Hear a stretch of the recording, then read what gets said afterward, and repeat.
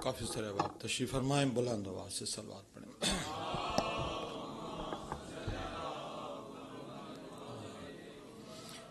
औज़ु बिल्लाहि मिनश शैतानिर रजीम, बिस्मिल्लाहिर रहमानिर रहीम, अल्हम्दुलिल्लाहि रब्बिल आलमीन, वल आक़िबतु लिअहलित तक़वा वल यकीन, वस्सलातु वस्सलामु अला सय्यिदिल अंबिया वल मुरसलीन, सय्यिदना व नबियना व शफ़ी ज़ुनूबिना व तबीब क़ुलूबिना अबिल क़ासिम मुहम्मद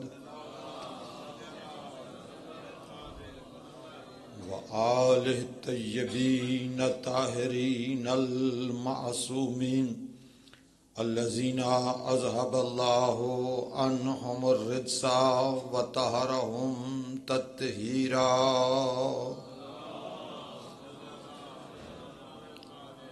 सय्यदुल इमामुल मुंतज़र अल हुज्जत सानी अल अशर, रूही व अरवाहुल आलमीना लमक़दमुल फ़िदा, वलानतुल्लाहि अला आदाइहिम मिन यौमिन हाज़ा इला क़ियामि यौमिद्दीन।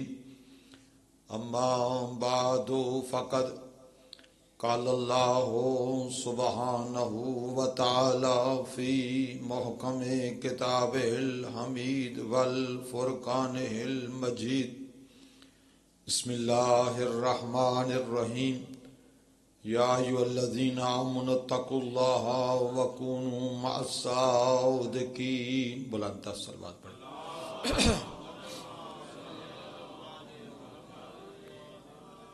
दुआ गो हूँ परवरदिगार आलम बेहक़ अहब्बुल खल्क़ मुहम्मद व आले मुहम्मद बानी मजलिस सैयद चंद शाह काज़मी की तरफ से सालाना बाबुल हवाइज की शहादत की ये मत्स्यज़ा अज़ादारी मातमदारी नज़र न्याज खर्च अखराजात मोहब्बत मवद्दत खुलूस परवरदिगार आलम अपनी बारगाह में बारगाह आले बैत नबुव्वा और बिलाखस बारगाह बाबुल हवाइज हज़रत इमाम मूसा काज़िम अलैहिस्सलाम में मंजूर व मकबूल फरमाए। शाह साहब की तौफ़ीक़ात खैर में इजाफ़ा फरमाए। आप जितने चल कर आए हैं आप सब की जो हाजात हैं हवाहिज हैं बेहक़ बाबुल हवाइज पूरी फरमाए। काफ़ी देर से मस्जिद जारी व सारी है।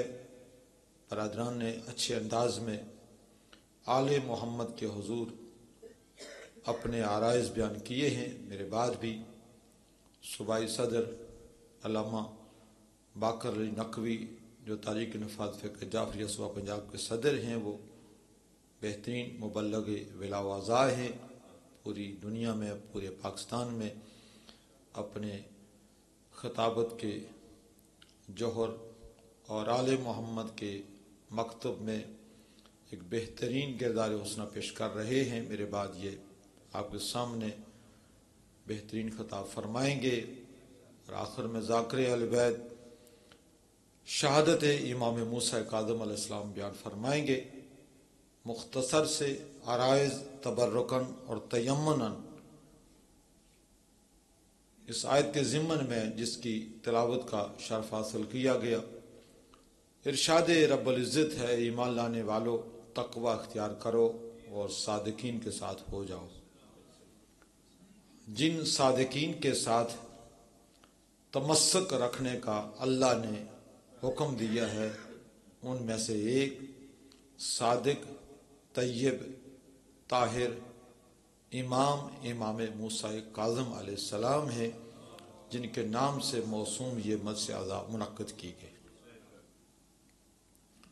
चूँकि काज़मी सादात के ज़ेर एहतमाम इमाम काज़िम अलैहिस्सलाम के हवाले से मजलिस है तो ज़रूरी है यार ख़तीब वाइज़ पर कि वो इमाम काज़िम अलैहिस्सलाम के हवाले से ज़रूर बयान फरमाए कि जिस इमाम की इतनी अहम ज़िंदगी पाकीज़ा मकतब के हवाले से गुज़री है उस इमाम का किरदार क्या था। آپ کا نامی اسم گرامی موسیٰ ہے اور لقب ابو الحسن ہے، ابو عبداللہ ہے، اور القاب میں سے مشہور لقب کاظم اور باب الحوائج ہے۔ اس سے پہلے بھی ایک نبی موسیٰ گزرے ہیں، نبیوں میں ایک نبی موسیٰ علیہ السلام گزرے ہیں، اور اماموں میں امام موسیٰ کاظم ہے۔ نبی موسیٰ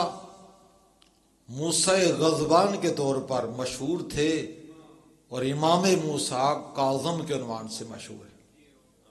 کاظم کسے کہتے ہیں؟ غصے کو پی جانے والی ہستی۔ وہ نبی موسیٰ جو گزرے ہیں ان کی زندگی کے حالات بہت طولانی ہیں۔ ایک واقعہ جو ان کے شیعوں کا تھا کہ ان کے شیعہ جب ان کو پکارتے تھے تو نبی موسیٰ اپنے ہر شیعہ کے استغاثے پر اس کی مدد کو پہنچتے تھے۔ قرآن میں واقعہ موجود ہے، مر علی قریۃ، ایک ایسے قریہ سے گزرے، وجد فیہ رجلان یقتتلان، کے دو مرد آپس میں مقاتلہ کر رہے ہیں، لڑ رہے ہیں۔ ان دو میں سے ایک حضرت موسیٰ کا شیعہ تھا، اور جو شیعہ موسیٰ تھا اس نے حضرت موسیٰ کو مدد کے لیے پکارا۔ فاستغاثہ الذی من شیعتہ، جو حضرت موسیٰ کا شیعہ تھا اس نے حضرت موسیٰ کو مدد کے لیے پکارا، اور حضرت موسیٰ نے اپنے شیعہ کے استغاثے کو سنا اور اس کی مدد کو پہنچے، اور اپنے شیعہ کے دشمن کو مکہ مارا، وقضا علیہ، اور اس کی موت واقع ہو گئی۔ یہ واقعہ آپ نے سنا ہوا ہے، اور اس سے استنباط و استخراج یہ ہوتا ہے کہ موسیٰ نبی کا شیعہ موسیٰ کو پکارتا تھا۔ شیعہ کہتے ہی اسے ہیں کہ جو جس کو مانتا ہو مشکلات میں اسے پکارے۔ وہ موسیٰ کا شیعہ تھا، اس نے مشکلات میں حضرت موسیٰ سے استغاثہ کیا، حضرت موسیٰ نے اپنے شیعہ کی مدد کی۔ تو نتیجہ یہ نکلا کہ جو جس کا شیعہ ہوتا ہے مشکلات میں اسے پکارتا ہے۔ وہ حضرت موسیٰ کا شیعہ تھا، اس نے حضرت موسیٰ کو پکارا۔ ہم علی بادشاہ کے شیعہ ہیں، علی کو پکارتے ہیں۔ تو نتیجہ یہ نکلتا کہ جو جس کا شیعہ ہوتا ہے وہ اسے مشکل میں پکارتا ہے۔ اسی لیے میں اور آپ علی بادشاہ کو بھی پکارتے ہیں، علی کی طیبین طاہرین اولاد کو بھی پکارتے ہیں۔ آج بھی فرزند علی امام زمانہ اس کائنات میں موجود ہیں جن سے ہر شیعہ کو استغاثہ کرنا چاہیے، پکارنا چاہیے۔ تو حضرت موسیٰ اپنے شیعہ کو مدد کو پہنچتے تھے۔ دوسرا واقعہ وہ دریائے نیل کی وادی پر جب فرعون نے لشکر تیار کیا، حضرت موسیٰ کو اللہ نے حکم دیا، موسیٰ جاؤ، دریا کے کنارے جاؤ اور اپنے اصحاب اور لشکر والوں کو لے کر دریا سے ادھر پار ہو جاؤ۔ فرعون کا لشکر بڑا کثیر ہے، اور کہیں ایسا نہ ہو کہ وہ تمہارے لشکر والوں کو تباہ کر دے۔ حضرت موسیٰ علیہ السلام نے اپنے لشکر کو لیا، دریا کے کنارے آئے۔ پھر وہ وقت آیا کہ جب اللہ کے حکم سے دریائے نیل پر عصا مارا، 12 رستے بنے۔ حضرت موسیٰ اپنے لشکر کو لے کر ادھر دوسری طرف رخ کیا اور کامیابی کی طرف بڑھے۔ اسی رستے پر فرعون کا لشکر پیچھے آیا، جس اللہ کے حکم سے دریائے نیل میں رستے بنے تھے، اسی اللہ کے حکم سے جیسے ہی فرعون کا لشکر اس دریا میں آیا تو سارے کے سارے غرق ہو گئے۔ حضرت موسیٰ کے ساتھ سارے لوگ کامیاب ہو گئے۔ نتیجہ کیا نکلا؟ ایک موسیٰ ہے، ایک حجت خدا ہے، 12 قبیلوں کے افراد کو نجات دے کر چلا گیا۔ اگر ایک موسیٰ 12 قبیلوں کو نجات دے سکتا ہے تو کیا موسیٰ کاظم اپنے شیعوں کو نجات نہیں دے سکتا؟ کیا 12 امام مل کر ایک فرقہ ناجیہ شیعوں کو نجات نہیں دے سکتے؟ تو موسیٰ ایک موسیٰ نبی تھے، ایک موسیٰ کاظم ہیں۔ تو موسیٰ کاظم کون ہیں؟ جو باب الحوائج ہیں۔ مادر گرامی حمیدہ خاتون ہیں، 5ویں لالِ ولایت فرماتے ہیں ہے حمیدۃ فی الدنیا و محمودۃ فی الآخرہ۔ اتنی بزرگ عظیم مخدومہ تھی، دنیا میں حمیدہ تھی اور آخرت میں محمودہ قرار پائیں گی۔ وہ امام کاظم جس کو زندان میں رکھا گیا، تفصیلات میں نہیں جانا، برادران بے زنداد میں خطاب کریں گے۔ امام کو زندان میں رکھا گیا، علماء نے لکھا یہ وجود امام کو زندان میں نہیں رکھا گیا، کردار مصطفیٰ کو زندان میں رکھا گیا۔ ہارون رشید فاسق ترین انسان، مفسد ترین انسان، دہشت گرد، مفسد، فاسق، فاجر، کئی بہانے اور کئی طریقے استعمال کیے کہ امام موسیٰ کاظم کے وجود مبارک کو دنیا سے ہٹایا جائے، ختم کیا جائے، طرح طرح کے بہانے۔ حتیٰ کہ علماء نے لکھا، علامہ نجم الحسن کراروی نے بڑی کتاب 14 ستارے میں لکھا، ایک فاحشہ عورت کو زندان میں بھیجا۔ اس دور کے جتنے درم و دینار، جتنی قیمتی چیزیں تھیں، کہ تم جا کر امام کو متہم کرو تاکہ میرے لیے کوئی بہانہ جواز بنے، اور میں امام کو، عورت کو جب بھیجا، فاحشہ عورت۔ جب عورت زندان میں گئی، کیا دیکھتی ہے کہ امام کاظم ضعیف جسم کے ساتھ سجدے کے عالم میں اور اللہ کے ذکر میں مصروف ہیں۔ وہی زندان ایک ایسی نورانی جنت بنی کہ وہ جو یہودیہ عورت تھی، فاحشہ عورت تھی، ایسی منقلب ہوئی کہ جو امام کو بدنام کرنے کے لیے آئی تھی، دار اسلام میں داخل ہو گئی اور جنت کی مستحق ٹھہری۔ امام سے عرض کرنے لگی، اے صاحب زندان، بادشاہ وقت نے مجھے تیری خدمت کے لیے بھیجا ہے۔ امام نے فرمایا، مجھے تیری خدمت کی ضرورت نہیں، میری خدمت کے لیے تو بہت ساری سلسلے ہیں۔ اب جو اس نے دیکھا تو زندان میں حور و غلمان ہیں جو امام کی خدمت کے لیے حاضر ہیں، اور امام جب سجدے میں جا کر یا سیدی و یا مولائی یا رب کا اظہار کرتے ہیں، عاطف غیبی کی طرف سے آواز آتی ہے، لبیک یا عبدی، لبیک یا عبدی، لبیک یا عبدی۔ ہارون رشید یہودیوں کو لے کر، مسلمانوں کو لے کر، صحافیوں کو لے کر، علماء فقہا کو لے کر الزام عظیم میں کہ میں امام کو گرفتار کراؤں گا، میرے لیے بہانہ بن گیا۔ جب زندان کے اندر آیا، دیکھتا ہے کہ امام بھی سجدے کے عالم میں ہے اور وہ یہودیہ فاحشہ عورت بھی سجدے میں ہے۔ روایت کے الفاظ ہیں، اس نے سر کے بالوں سے پکڑ کر اٹھایا اور کہا، میں نے تجھے کس مقصد کے لیے بھیجا تھا؟ تو کیا کر رہی ہے؟ اس نے کہا، ہارون تو کیسا انسان ہے، تجھے کیا علم کہ تو نے مجھے کیسے کے پاس بھیجا؟ میں جب زندان میں آئی، یہ سجدے میں ایک مرتبہ سیدی و مولائی یا رب کہتا ہے، 70 مرتبہ آواز آتی ہے، لبیک یا عبدی، لبیک یا عبدی۔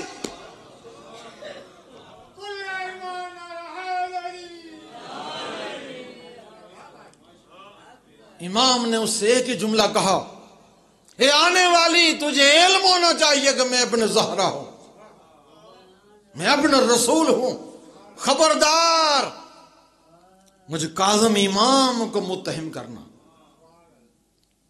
میں تیری جنت کا ذمہ دار ہوں۔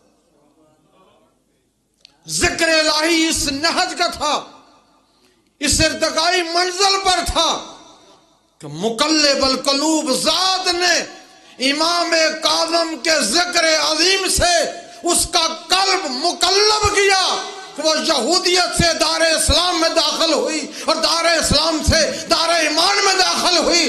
جو جہنم کی مستحق تھی وہ جنت کی اردو میں داخل ہو گئی. کردار امام کاظم کیا عالم ہے. آپ کی پاکیزہ زندگی، آپ کے اصحاب باوفا علی ابن یقطین، آپ کا صحابی ہارون نے اسے پیشکش کی تجھے وزارت دیتا ہوں، لیکن بارگاہ امامت میں حاضر ہوا.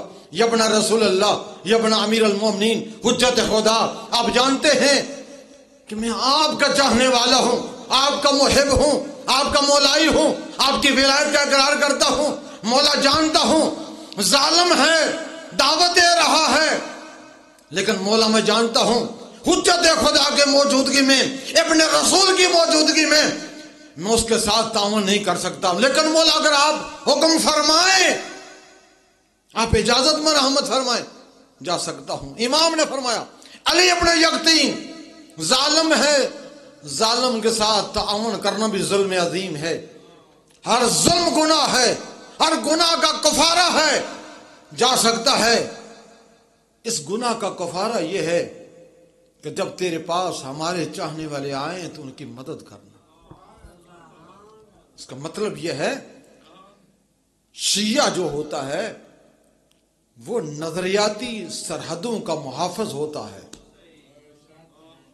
ایک شیعہ کو جہاں اس نے نماز پڑھنی ہے، مجلس کرانی ہے، مجلس میں شرکت کرنی ہے، گریہ کرنا ہے، ماتمداری کرنی ہے، عزاداری کرنی ہے، زنجیر زنی کرنی ہے، اپنے آپ کو محب اہل بیت ثابت کرنا ہے، اپنے آپ کو مولائی ثابت کرنا ہے، وہاں اس کو یہ علم ہونا چاہیے کہ مجھ شیعہ کے فرائض کیا ہیں. میرے فرائض میں سے ایک فریضہ علم یہ ہے کہ جب بھی نظریات پر بات آئے، جب بھی مکتب پر بات آئے، مجھے اپنا سب کچھ قربان کر کے مکتب کی بقا کے لیے، آل محمد کی ولا کے لیے، آل محمد کی عزا کے لیے مجھے ایک کردار ادا کرنا ہے اور مکتب کے ساتھ حق کے وفا ادا کرنا ہے.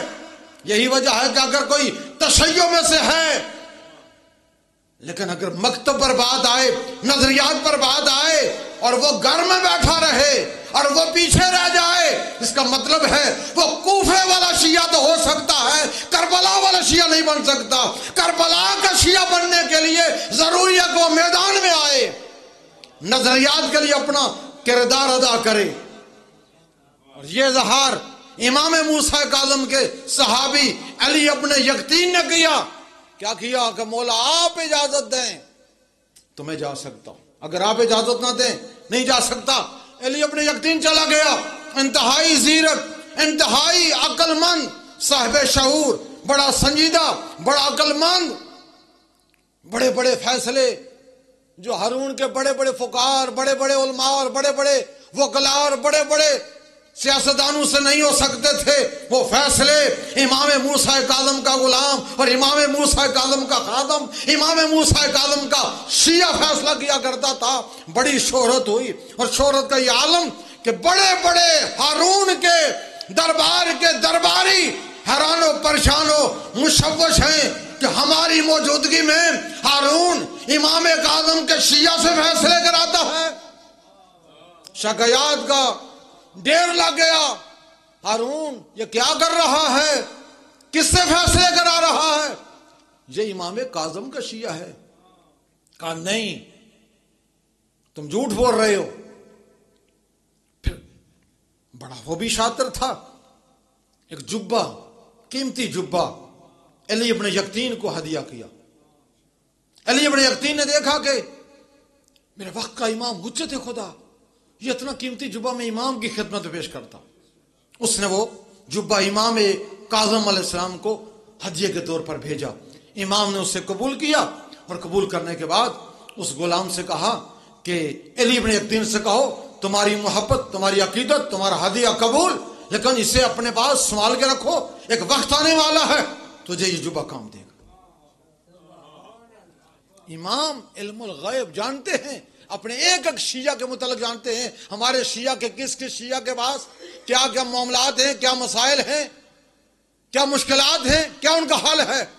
غلام نے جبہ دیا امام کی طرف سے، وہ پاکیزہ جملے ارشاد فرمائے اور فرمایا کہ امام کہہ رہے ہیں کہ سوال کے رکھو، ایک دن آنے والا ہے تجھے یہ کام دے گا۔ وہی درباری چاپلوس انہوں نے شکایت کی، ہارون تم نے جو قیمتی جبہ علی ابن یقطین کو دیا، اس نے اپنے امام کاظم کو ہدیہ بھیج دیا۔ اس نے کہا نہیں ایسا نہیں ہو سکتا۔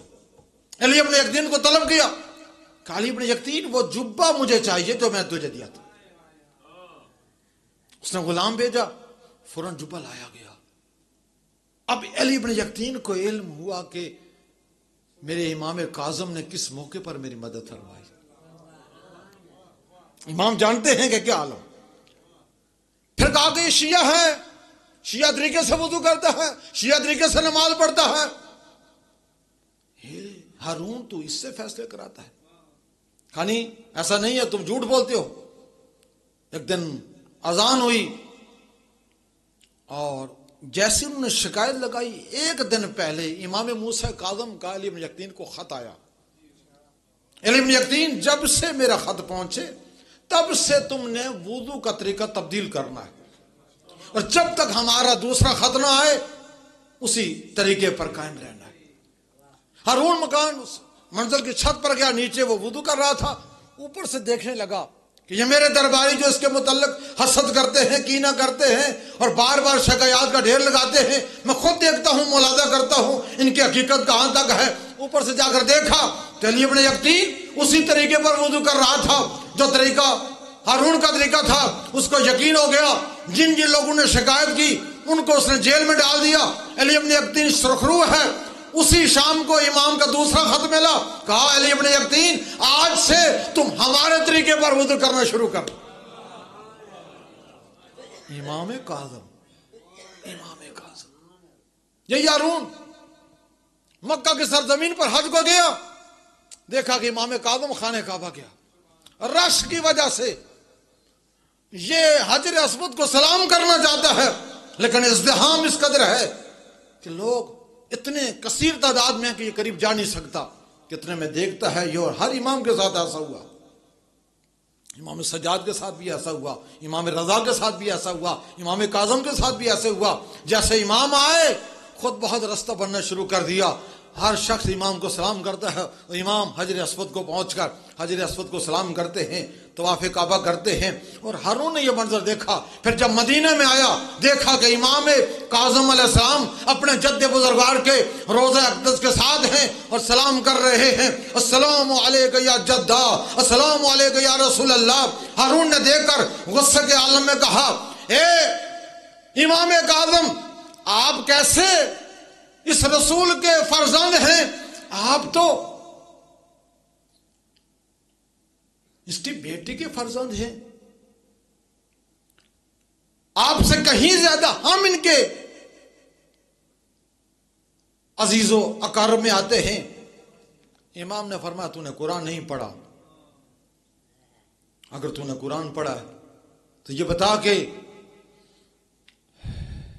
عیسیٰ ابن مریم کس کے بیٹے ہیں؟ مریم کے بیٹے۔ کہا عیسیٰ کے باپ کون تھے؟ کہا ان کے باپ نہیں ہیں۔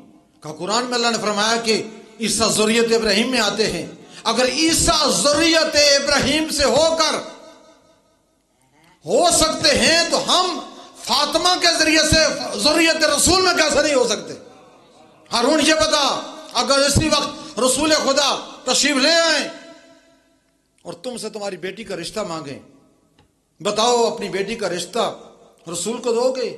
کہا کیوں کر نہیں، یہ سرفرازی یہ افتخار اگر ملے تو میں ضرور کروں گا۔ امام نے فرمایا بس یہی فرق ہے ہمارے اور تمہارے، کہ تمہاری بیٹی سے رسول کا رشتہ ہو سکتا ہے، ہماری بیٹی سے رسول کا رشتہ نہیں ہو سکتا، اس لیے کہ ہماری بیٹی خود رسول کی بیٹی ہے۔ کیا کردار امام کاظم ہے، زندان کا یہ عالم ہے، چونکہ قبلہ تشریف فرمائے، بعد میں ذاکر علیہ بیت تشریف فرمائے۔ امام کاظم باب الحوائج، باب المراد، جب بھی کسی کی کوئی حاجت ہو، علامہ محمد طاہر شافی فرماتے ہیں میں نے دیکھا ایک کثیر تعداد اہل سنت والجماعت امام کاظم کے بارگاہ میں آتے ہیں، جو جس کا مسئلہ ہوتا ہے جب بھی امام کاظم کی بارگاہ میں آئے، امام کاظم اللہ کا حضور اس قدر وجیح ہیں کہ جب بھی کسی نے امام کاظم کا توسل کیا اس کی ہر حاجت پوری ہوئی۔ باب الحوائج، یہ ہو نہیں سکتا کہ جو باب الحوائج ہو اس کا وسیلہ دیا جائے تو اس کا وسیلہ رد ہو جائے۔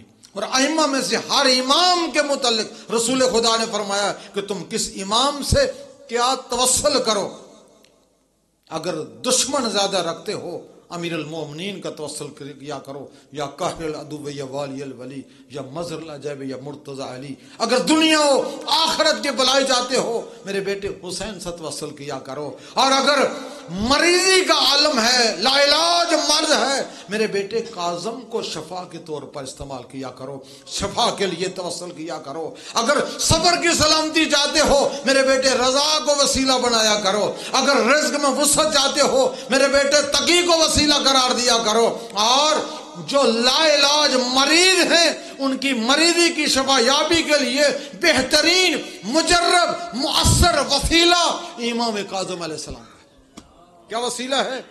دعا کہیں۔ کیا دعا کریں؟ ہمارے استاد بزرگوار رحمۃ اللہ تقی بہجت فرماتے تھے کہ جب امام کاظم کا وسیلہ بنائیں اس طرح سے وسیلہ بنائیں، جب پانی لیں پانی کو پئیں، کوئی دوا کو لیں، کوئی میڈیسن لیں، ہاتھ پر رکھیں، اور لینے سے پہلے اللہ کی بارگاہ میں امام کاظم کا وسیلہ اللہم اشفنی بشفائک و دونی بدوائک بحق امام کاظم علیہ السلام۔ جب امام کے توسل سے، امام کا نام لے کر جس امام کو اللہ نے باب الحوائج بنایا ہے اس امام کا وسیلہ ڈال کر اللہ سے شفا مانگو گے، وہ دوا جو تمہیں ضرر پہنچا سکتی ہے وہ ضرر کے بجائے تمہیں فائدہ پہنچائے گی، اس لیے کہ تم نے اللہ کی بارگاہ میں اس امام کو وسیلہ بنایا جس امام کو اللہ نے باب الحوائج قرار دیا۔ کیا عظمت بزرگواری ہے امام کی! جس طرح امام کے فضائل کی حد نہیں اسی طرح امام کے مسائل کی حد نہیں۔ تفصیل سے آخری ذاکر مسائل پڑھیں گے، بس ایک جملہ مصیبت کا جیسا کہ برادران بیان کرتے آ رہے ہیں۔ امام کاظم جن کی 14 سال قید زندان میں گزری، جوانی و پیری جس امام کی زندان میں گزر گئی۔ امام زمانہ نے جو امام کاظم کی زیارت پڑھی ہے تو کیا جملے کہے ہیں؟ میرا سلام ہو بغداد کے اس قیدی پر، زندان کے لوہے نے جس کے جسم کے گوشت کو لے لیا۔ 14 سال کا وہ قیدی امام کہ زندان اتنا تنگ تھا کہ امام اگر رکوع کرنا چاہتے تھے تو بھی سلاخیں گھیر لیتی تھیں، سجدے میں جاتے تھے تو بھی جگہ اتنی تنگ و ضیق تھی کہ 14 سال اسی رکوع و سجود اور اسی قیام و قعود اور اسی عبادت کے عالم میں امام کاظم علیہ السلام نے 14 سال زندان بغداد میں گزار دیے۔ اور جب زہر دیا گیا نا، اور امام زہر کی وجہ سے امام کے وجود مبارک جب تڑپنا شروع کیا تو ایک مرتبہ امام کاظم علیہ السلام نے اپنی جدہ طاہرہ بی بی زہرا سے استغاثہ کیا، اے میری دادی زہرا، ہر ایک کے پاس آپ جاتی ہیں لیکن مجھے 14 سال ہو رہے ہیں میرے پاس نہیں آئی۔ یہ کہنا تھا کہ امام کاظم کے جملے کہنے تھے کہ زندان بغداد سے ایک ضعیفہ کی آواز بلند ہوئی، اے میرے بیٹے کاظم گلے نہ دے، میں کب سے آئی بیٹھی ہوں، میں تیرے پاس بھی آئی ہوں اور اپنے بیٹوں کے پاس بھی آئی ہوں۔ اسے عالم الذی منقلب ہے۔